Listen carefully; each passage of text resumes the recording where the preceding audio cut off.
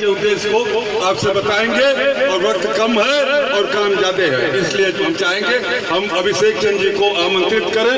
आप लोग एक बार जो है ताली बजाकर इनका स्वागत करें। जय श्री राम, जय श्री। बहुत बढ़िया, बहुत बढ़िया। एक बार ताली हमारे वीर सिंह जी के लिए, जो इस अवस्था में भी जो है एक युवा के समान कर दे रहे हैं। एक बार वीर सिंह जी के लिए पहले ताली हो जाए। बहुत बढ़िया, बहुत बढ़िया। भाइयों, राष्ट्रीय शक्ति वाहिनी ये संगठन हिंदुवादी संगठन है और ये 6 राज्यों में मजबूती के साथ चल रहा है। उत्तर प्रदेश के 75 जिले में ये मजबूती के साथ चल रहा है। इसके जो 5 प्रमुख मुद्दे हैं वो हम आप लोगों से बताना चाहते हैं। उसके पहले आप लोग को ये बता दें कि इस भगवे का घमंड, इस भगवे का घमंड है तो है, इसे सरेआम लिख देंगे। और जिस दिन लगी या जिंदगी डूबने को है, उस पर जय श्री राम लिख देंगे। जय श्री राम, जय श्री राम। बहुत बढ़िया, बहुत बढ़िया साथियों। अब ये 5 मुद्दे क्या हैं वो आप लोग जान लीजिए। उत्तर प्रदेश के प्रत्येक जिले में 10,000 कैपेसिटी का सम्मान घर बनाया जाए, जिसमें हमारे बड़े बुजुर्ग, अनाथ बच्चे, विधवा महिलाएं पूरे सम्मान के साथ रह सके। जो भी बुजुर्ग हमारी बातों को सुन रहे हैं वो इस पे ध्यान दें। जो नौजवान सुन रहे हैं वो भी इसको ध्यान दें, क्योंकि भाइयों आज आप नौजवान हैं, कल आप भी बुजुर्ग होंगे और जो हमारे आज बुजुर्ग हैं वो तो इस समस्या से जूझ ही रहे हैं। हालत यह है भाइयों कि अगर आप 10 घर का अगर दरवाजा खटखटाएं तो 2 घरों में बुजुर्ग बहुत ही सताया जा रहा है, बहुत ही प्रताड़ित किया जा रहा है, जिसको गाली दी जा रही है, जिसको मारा जा रहा है और उसकी दर्द और संवेदना को कोई सुनने और समझने वाला नहीं है। इसलिए हम उत्तर प्रदेश के 75 जिले में सम्मान घर की मांग कर रहे हैं, जहां पे एक व्यक्ति, एक बुजुर्ग, अनाथ बच्चे और हमारी विधवा बहनें पूरे सम्मान के साथ वहां पर उनका रहना, खाना और इलाज मुफ्त में हो, यह मांग कर रहे हैं। क्योंकि भाइयों, एक बुजुर्ग जो अपना पूरा जीवन समाज को और अपने परिवार को देता है और अंत में जब वो परिवार उसके साथ नहीं खड़ा होता है तो वो सोचता है कि मैं आखिर जाऊं कहां। क्योंकि ये अवस्था ऐसी होती है भाइयों जिसमें उसके पास इतनी ताकत नहीं बचती है, इतनी क्षमता नहीं बचती है, इतना पैसा नहीं रहता है कि वो अपने बारे में कोई चीज सोच सके। इसलिए उस चीज को राष्ट्रीय शक्ति वाहिनी ने महसूस किया और उन्होंने इसे 75 जिले में ये सम्मान भर की मांग हम लोग कर रहे हैं, जिससे हमारे बड़े बुजुर्ग पूरे सम्मान के साथ यहाँ पे रह सके। अगर उनको कोई भी दिक्कत अपने घर परिवार में है, हम कहते हैं भाइयों अगर आपको दिक्कत नहीं है तो ठीक है, कोई बात नहीं है, लेकिन आपके प्रयास से किसी दिक्कत वाले आदमी को अगर राहत मिल जाए तो जान लीजिए उससे सवाब का काम कोई नहीं है। हम लोगों का जो दूसरा मुद्दा है वो गौ माता को राष्ट्रीय माता या राष्ट्रीय पशु घोषित किया जाए, यह मुद्दा है। क्योंकि गाय का भला, गौ माता का भला गुड़ चना और रोटी खिला के नहीं होने वाला है।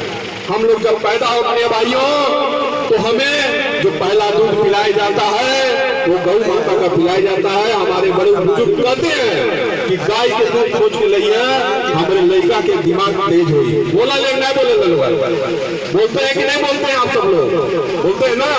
तो अब गौ माता का कर्ज उतारने का समय आ गया भाइयों।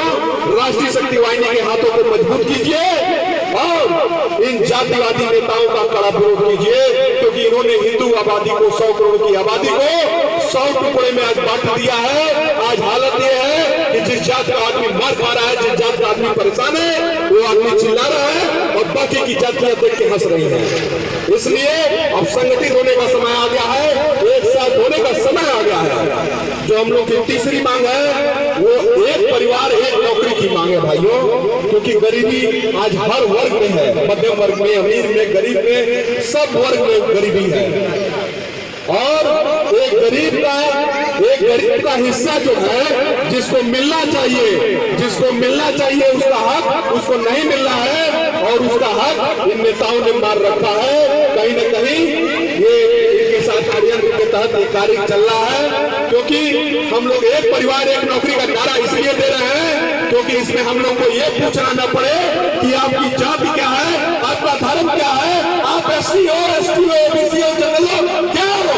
अगर आपके पास नौकरी नहीं है तो सर्वे होते, और आपके घर में अगर नौकरी नहीं है तो आपको एक नौकरी आपकी योग्यता के अनुसार दी जाए, ये मांग कर रहे हैं। इसमें कहीं भी जाति का वर्णन नहीं है भाइयों, कहीं भी SC, ST, OBC और आरक्षण का बात नहीं है।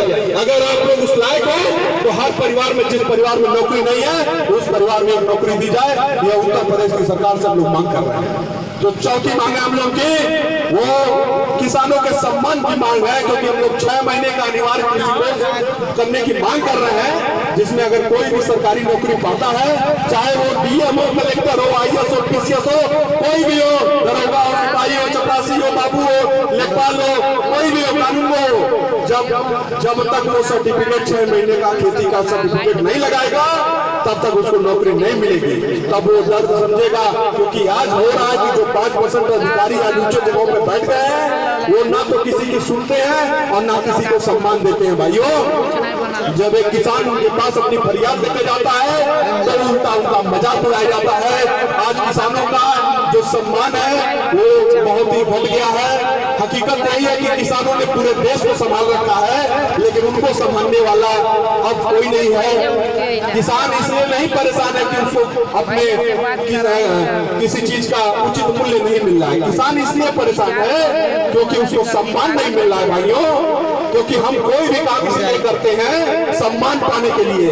हम अगर डॉक्टर हैं, हम अगर सिपाही हैं, हम दरोगा हैं, हम कोई भी चीज है तो हम बताते हैं बहुत गर्व के साथ कि हम दरोगा हैं, हम सिपाही हैं, हम डॉक्टर हैं। लेकिन एक किसान चार समाज में नहीं बता पाता है कि मैं किसानी हूँ और मैं किसानी करता हूँ। मेरा बेटा जो है, अगर उनका बेटा है तो कभी नहीं बोलता है कि मैं एक किसान परिवार से हूँ और मेरा बाप किसानी करता है, नहीं बोलता है। उसको लगता है किसान का मतलब गरीब, कमजोर और लाचार। ये दुनिया ने उसके दिमाग में ये भरने का काम किया है। इस दुनिया में, इस समाज ने कहीं न कहीं किसानों को कमजोर करने का काम किया है, उनको गरीब, लाचार और मजबूर साबित करने के लिए किया है। भाइयों, ये देश कृषि प्रधान देश है और यहाँ पे किसानों का सम्मान है जो नहीं